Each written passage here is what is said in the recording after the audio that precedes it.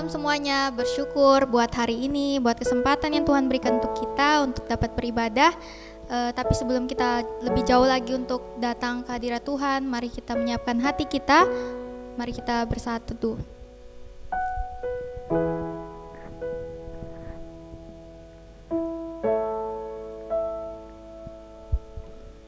Bapak, terima kasih buat segala kebaikan-Mu Tuhan. Engkau telah memelihara hidup kami ya Tuhan. Terlebih lagi ya Tuhan, Engkau telah menyelamatkan kami ya Tuhan. Sehingga Tuhan pada saat ini ya Tuhan, untuk saat yang indah ini Tuhan, kami mau datang ya Tuhan, bersekutu untuk menyembah dan memuliakan Engkau. Tapi Tuhan, biarlah Engkau mengampuni kami terlebih dahulu, sehingga segala pujian kami, hal-hal yang kami lakukan boleh menyenangkan Engkau. Terima kasih ya Tuhan, ini doa kami, dalam nama Tuhan Yesus kami berdoa, amin.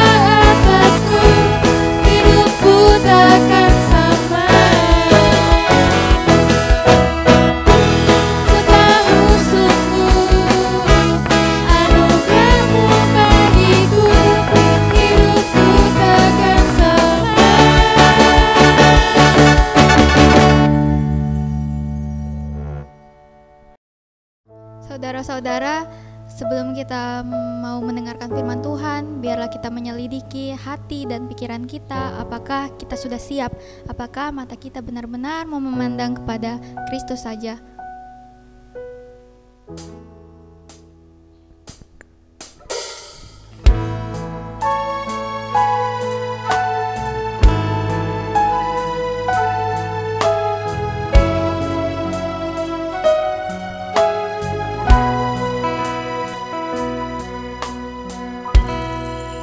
Cobalah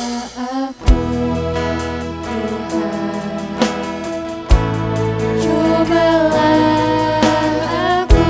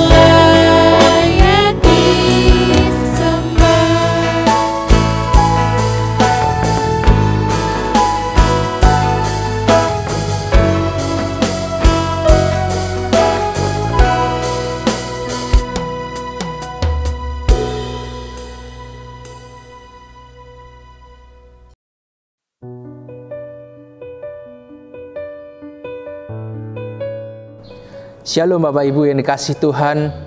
Mari sebelum kita mendengarkan akan firman Tuhan, kita berdoa terlebih dahulu. Tuhan, kami mengucap syukur pada saat ini atas kebaikan Tuhan, kesempatan yang Tuhan masih berikan kepada kami untuk kami bisa membaca dan merenungkan akan firman-Mu. Biar kiranya Tuhan menolong kami, memampukan kami untuk kami dapat mengerti dan memahami akan kebenaran firman-Mu, bahkan di mana kami juga mau melakukannya di dalam setiap langkah hidup kami. Tuhan juga tolong hamba-Mu Tuhan yang akan menyampaikannya.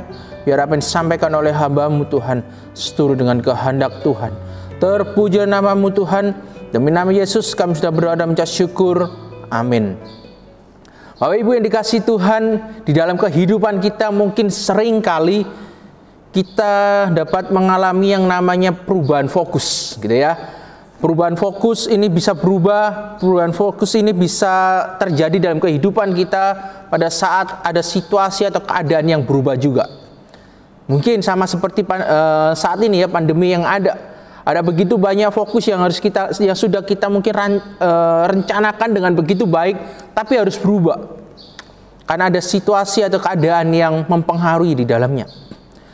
Tetapi Bapak Ibu yang dikasihi Tuhan, ada hal yang bisa dikatakan cukup penting dalam bagian ini ketika perubahan fokus itu berkaitan dengan kehidupan iman kita. Mari kita membuka Alkitab kita di dalam 1 Samuel pasal yang ke-13 ayat yang ke-11 sampai ayat yang ke-14. 1 Samuel pasal yang ke-13 ayat 11 sampai 14. Saya akan membacakan bagi kita semua, demikian firman Tuhan. Tetapi kata Samuel, apa yang telah kau perbuat? Jawab Saul, karena aku melihat rakyat itu berserak-serak meninggalkan aku dan engkau tidak datang pada waktu yang telah ditentukan, padahal orang Filistin telah berkumpul di Mikmas. Maka pikirku, sebentar lagi orang Filistin akan menyerang aku di Gilgal, padahal aku belum memohonkan belas kasihan Tuhan. Sebab itu aku memberanikan diri lalu mempersembahkan korban bakaran. Kata Samuel kepada Saul, perbuatanmu itu bodoh. Engkau tidak mengikuti perintah Tuhan Allahmu yang diperintahkannya kepadamu. Sebab sedianya Tuhan mengokohkan kerajaanmu atas orang Israel untuk selama-lamanya. Tetapi sekarang kerajaanmu tidak akan tetap.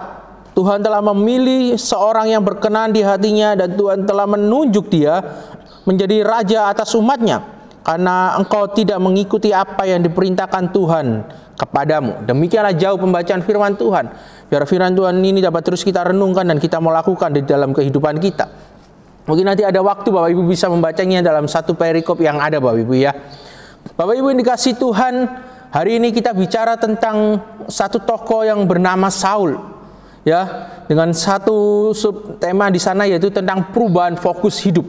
Perubahan fokus hidup. Nats yang baru saja kita baca merupakan bagian di mana Saul melakukan suatu tindakan yang bodoh atau satu tindakan yang salah di hadapan Allah, yaitu apa? Mengambil bagian untuk mempersembahkan korban bakaran. Yang seharusnya bukan dia yang boleh melakukannya. Yang seharusnya bukan tugas Saul untuk melakukan atau mempersembahkan korban bakaran itu, tetapi Saul mengambil bagian itu. Kita bisa lihat Bapak Ibu yang dikasihi Tuhan nanti di bagian selanjutnya. Dalam bagian ini kita dapat merenungkan bersama dan melihat mengapa Saul melakukan itu semua, termasuk di dalamnya yaitu perubahan fokus hidup yang seharusnya taat kepada perintah Allah. Bapak Ibu yang dikasihi Tuhan, kita akan melihat di dalam bagian ini yang pertama, mengapa Saul sampai bisa melakukan hal itu. Yang pertama yaitu bahwa bukan Tuhan yang menjadi fokus Saul, bukan Tuhan yang menjadi fokus di dalam hidupnya, bukan Tuhan yang menjadi fokusnya. Perubahan fokus hidup Saul bukan lagi sedang berbicara tentang apa kata Tuhan, tetapi apa kata dirinya sendiri, atau apa kata diri Saul itu sendiri. Perubahan fokus itu apa yang dialami oleh Saul tadi saya sudah katakan bahwa bukan lagi sedang berbicara apa kata Tuhan, yaitu menaati perintah Tuhan, tapi sebaliknya dia melainkan melakukan apa menjadi kata dirinya sendiri. Kita tahu bahwa Saul memang menjadi seorang raja itu karena keinginan bangsa Israel. keinginan bangsa Israel yang ingin untuk diperintah, atau di dalam bangsa mereka ada yang memerintah itu adalah manusia. Oleh karena itu mereka meminta kepada Samuel pada saat itu agar mereka diberikan seorang raja, seorang manusia yang bisa memerintah mereka. Padahal Bapak Ibu yang dikasihi Tuhan, di dalam kehidupan bangsa Israel adalah satu kehidupan yang begitu luar biasa. Karena apa? Karena Allah sendirilah yang sebenarnya memerintah hidup mereka. Allah sendirilah secara langsung memerintah hidup mereka. Atau istilah yang sering kita dengar yaitu teokrasi, pemerintahan Allah. Allah sendirilah langsung memerintahnya. Tapi pada saat itu bangsa Israel gak mau. Kami mau seorang raja yang memimpin kami. Dan Tuhan yang penuh dengan kasih dan pengampunan itu, Bapak Ibu, tidak menghukum bangsa Israel, tapi melainkan tetap memberikan seorang raja. Kita bisa bayangkan Bapak Ibu yang dikasihi Tuhan, ketika mereka meminta kepada Samuel, bukan Samuel yang sedang mereka tolak, tapi Allah sendirilah yang sedang mereka tolak, bukan? Samuel hanya sebagai perpanjangan tangan Allah. Samuel hanya seorang nabi yang akan menyampaikan apa yang Tuhan mau di dalam atau bagi umatnya pada saat itu.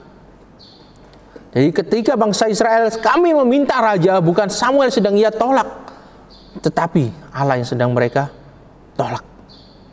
Tapi Bapak Ibu yang dikasihi Tuhan, kita bisa melihat akan kasih dan pengampunan Allah. Kita bisa melihat akan anugerah Allah yang begitu besar dalam kehidupan bangsa Israel. Dia tetap memberikan raja itu. Oleh karena itu ketika Saul dipilih menjadi seorang raja, itu artinya dalam bagian ini seharusnya Saul harus menyadari betul bahwa tanggung jawabnya sebagai seorang raja, yaitu bagaimana ia membawa bangsa Israel untuk tetap hidup taat kepada Allah. Membawa bangsa Israel itu untuk terus hidup taat kepada Allah. Saul sebagai seorang raja menjadi gambaran bahwa ada Allah yang sedang memerintah bangsa Israel pada saat itu, Bapak Ibu. Tugas Saul bukannya sekedar sebagai satu jabatan saja, yaitu sebagai seorang raja Israel, tapi menjadi satu perpanjangan tangan Allah, menjadi pribadi yang dimana akan membawa bangsa Israel mengerti dan menaati akan perintah Allah itu sendiri. Tetapi Bapak Ibu yang dikasihi Tuhan, di dalam perjalanan hidup atau di dalam perjalanan pemerintahan Saul di beberapa tahun kemudian setelah ia menjadi raja, hal ini berubah.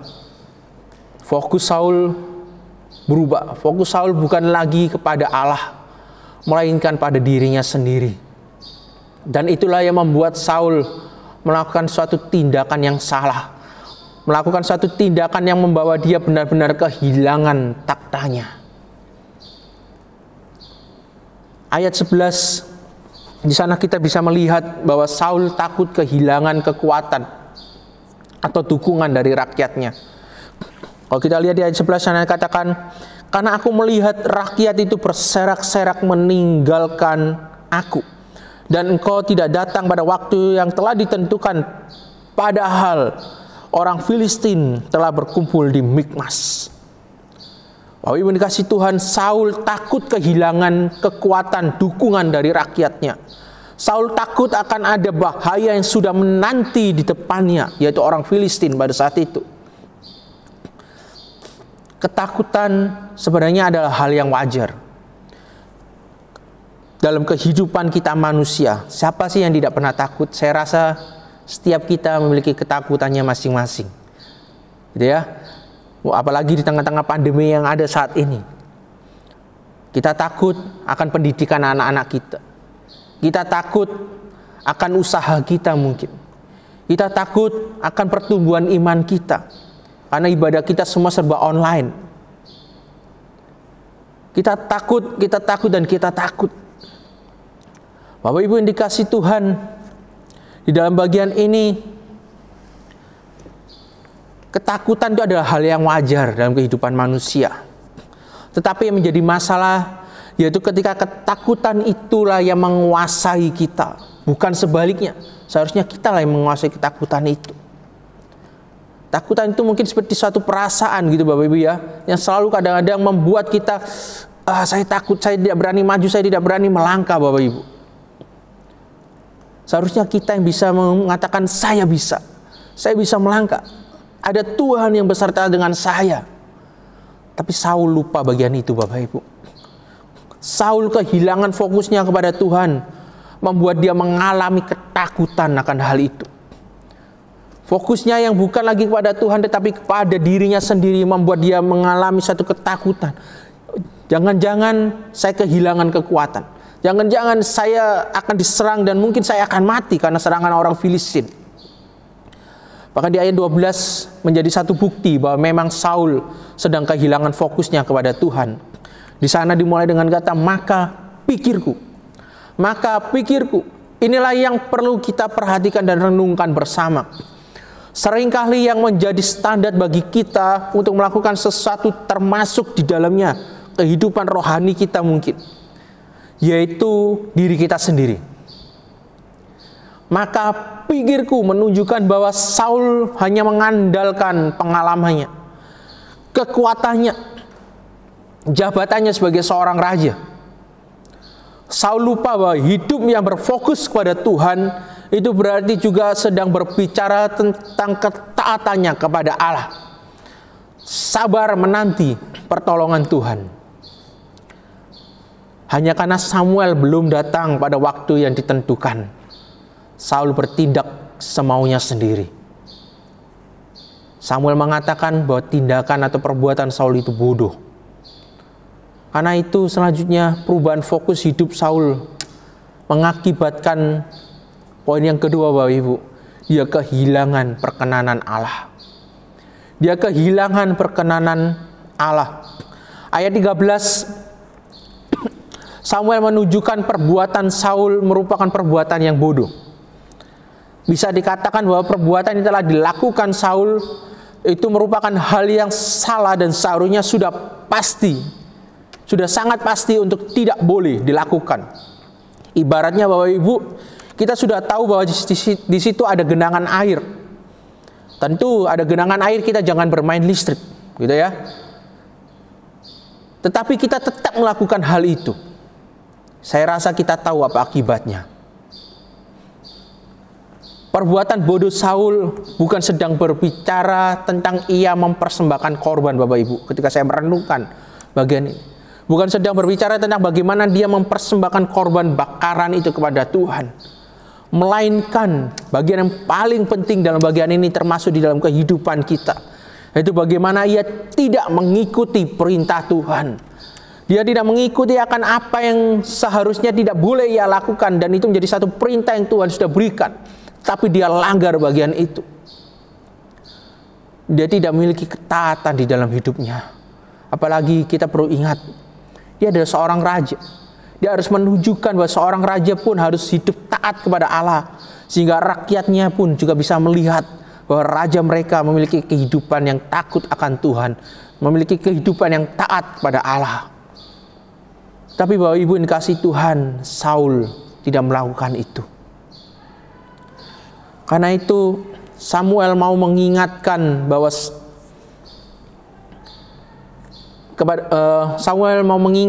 Saul yang memilih bahwa Saul bisa dikatakan gini ya, bahwa ingat Saul, bahwa yang memilih engkau menjadi raja itu karena Allah sendirilah yang berkenan kepadamu dan yang mengokohkan kerajaanmu untuk selama-lamanya.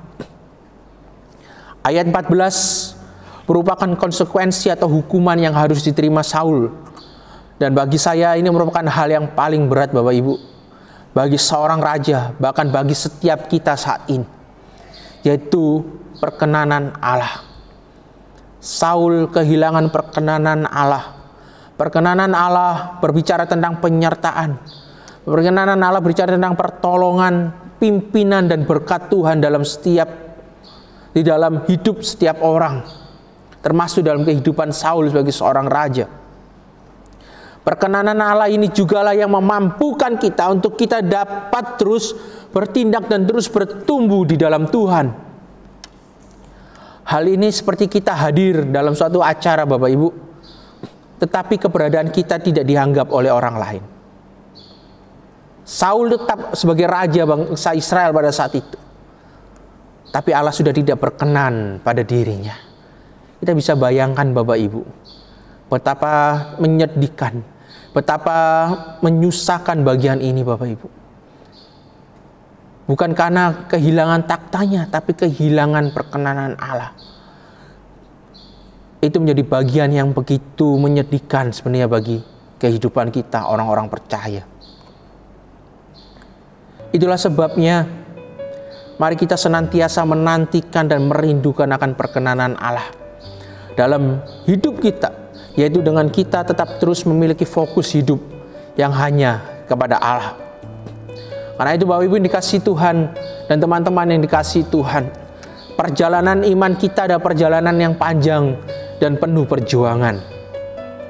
Itulah sebabnya marilah kita memiliki fokus penuhnya kepada Tuhan, yaitu dengan hidup taat akan perintah Allah, sabar dan setia dalam mengikut Tuhan, termasuk di dalam pelayanan, serta milikilah perkenanan Allah dalam hidupmu, baik dalam keluarga, bagi dalam pekerjaan, bagi dalam studi, bagi dalam setiap pelayanan yang Tuhan sudah percayakan di dalam hidup kita.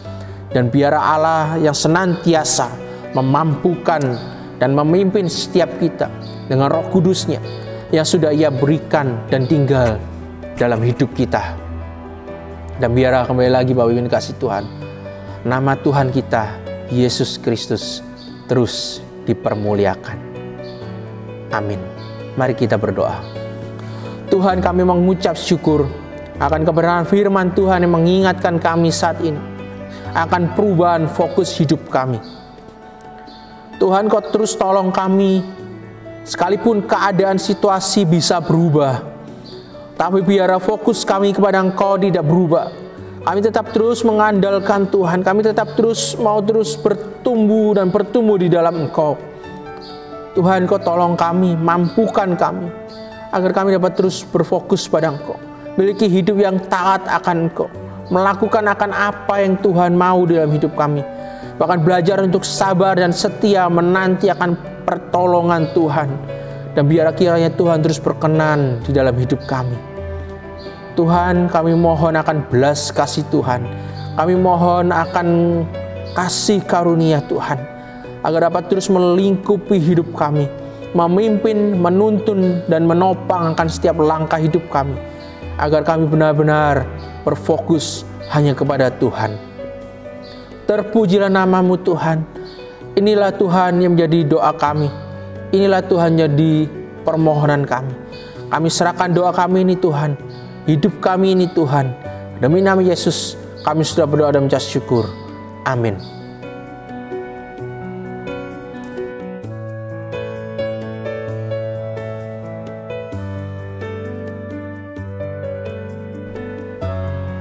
Mari Bapak Ibu yang dikasihi Tuhan, kita akan bersama-sama menaikkan akan doa syafaat kita.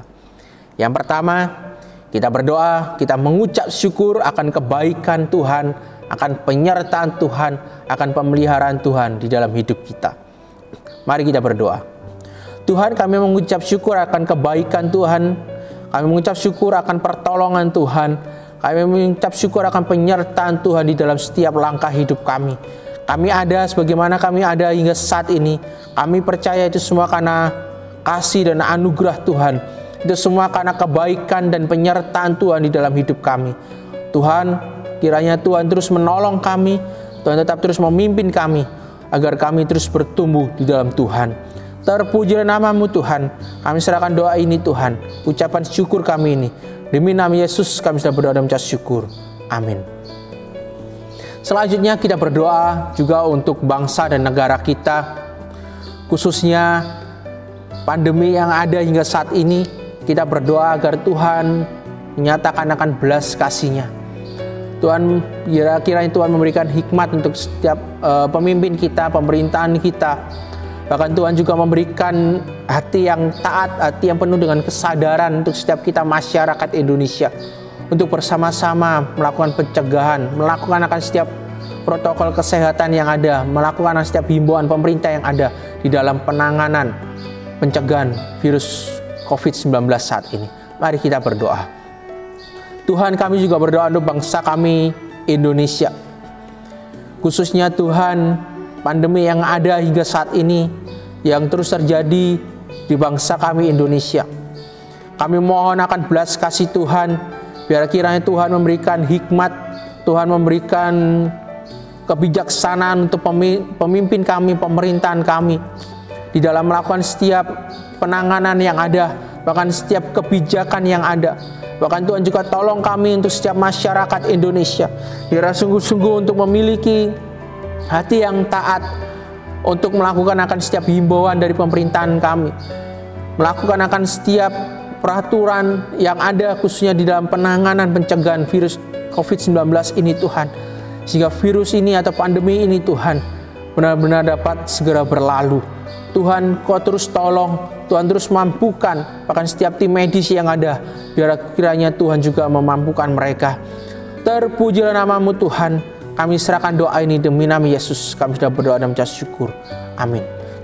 Yang terakhir, kita berdoa untuk setiap kita, khususnya pertumbuhan iman kita.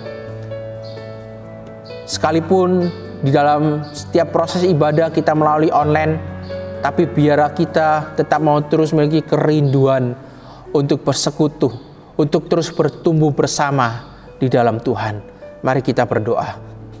Tuhan, kami juga berdoa untuk setiap kami, khususnya pertumbuhan iman kami. Biar sekalipun di tengah-tengah pandemi yang ada dan setiap kegiatan ibadah kami harus kami lakukan secara online, biar itu tidak mengurangi akan semangat dan sukacita kami untuk beribadah, sukacita dan semangat kami atau kerinduan kami untuk belajar akan firman Tuhan. Tapi biar kami kiranya semakin giat dan semakin giat, sehingga kami dapat terus semakin bertumbuh di dalam Tuhan, semakin mengenal akan siapa Tuhan kami, semakin mengerti akan apa yang Tuhan mau di dalam hidup kami. Tuhan, Kau tolong kami, Tuhan, Kau mampukan kami. Kami rindu, kami dapat terus bertumbuh, bahkan kami juga dapat terus berbuah di dalam Engkau, sehingga orang lain pun juga dapat melihat akan kehidupan kami. Terima kasih Bapak, terima kasih. Tuhan, inilah menjadi doa syafaat kami. Kami serahkan seluruh doa syafaat kami ini ke dalam tangan kasih-Mu. Kami percaya Tuhan akan menjawabnya, suruh dengan kehendak Tuhan dan waktu Tuhan. Dan terus berikan kami Tuhan, hati yang terus rindu untuk berdoa dan bersekutu. Ini Tuhan doa kami, ini Tuhan permohonan kami. Kami serahkan seluruhnya ke dalam tangan kasih-Mu. Demi nama Yesus, kami sudah berdoa dan mengucap syukur. Amin.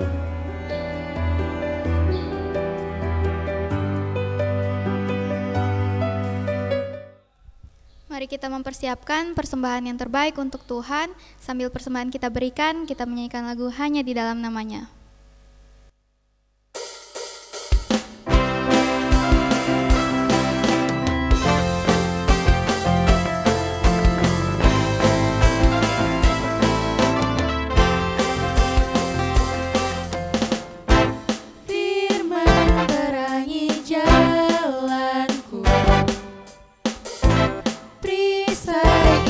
Di setiap waktu,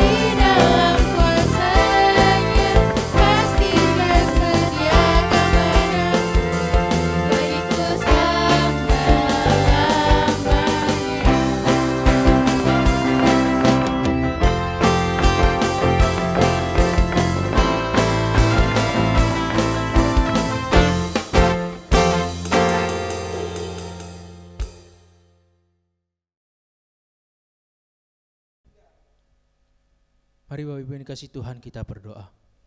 Tuhan, kami mengucap syukur atas kebaikan Tuhan dan anugerah Tuhan. Kami telah memberikan persembahan kami, biarlah persembahan ini Tuhan yang akan memberkati dan dapat terus menyenangkan hati Tuhan. Dan biarlah melalui persembahan kami Tuhan benar-benar dapat berguna bagi pekerjaan pelayanan, khususnya di gereja di tempat ini. Terima kasih Bapak, terima kasih. Tuhan, kami akan mengakhiri akan ibadah kami saat ini. Biarlah segala puji-pujian yang telah kami naikkan menyenangkan hati Tuhan, dan juga firman Tuhan yang sudah kami dengar, biarlah dapat terus mengingatkan kami dan menguatkan hidup kami di dalam bagaimana kami terus melangkah dalam setiap harinya. Terima kasih Bapak, terima kasih. Kami percaya Tuhan terus memberkati akan setiap jemaat Tuhan, baik di dalam keluarga, pekerjaan, usaha, kesehatan dan studi mereka, bahkan pertumbuhan iman mereka. Biar nama Tuhan terus dipermuliakan. Terpujilah nama-Mu Tuhan. Inilah menjadi doa kami Tuhan. Demi nama Yesus kami sudah berdoa dan mengucap syukur. Amin.